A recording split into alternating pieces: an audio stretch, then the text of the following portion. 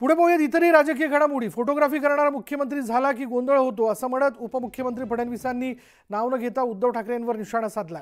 मुंबईतील एका कार्यक्रमात ते बोलत होते आणि यावेळी करिअर निवडण्यासंदर्भातलं उदाहरण देताना उद्धव ठाकरेंवर त्यांनी बिश्कील टिप्पणी केली। तर फोटोग्राफर राज्याचं चित्र उत्तम रेखाटतो असं म्हणत राऊतांनी फडणवीसांवर पलटवार केला। पाहूयात।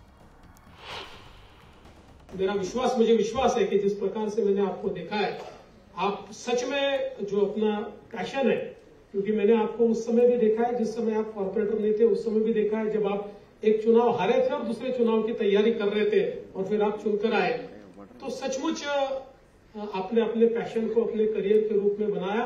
और ये बहुत जरूरी इसलिए है कि देखिए कई बार क्या हो जाता है कि समझ लीजिए एक, मैं किसी व्यक्ति की बात नहीं कर रहा हूं, पर एक एग्जाम्पल दे रहा हूं कि एक एक्स व्यक्ति है जिसको फोटोग्राफी में इंटरेस्ट है, उसका पैशन फोटोग्राफी है, वो मुख्यमंत्री बन जाए तो प्रॉब्लम होता है। ऐसा नहीं है कि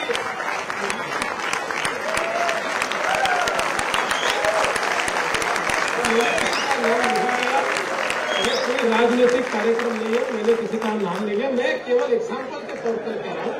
तो जिस चीज में पैशन होते हैं उस चीज को अगर हम करें तो निश्चित रूप से उसका फायदा होता है।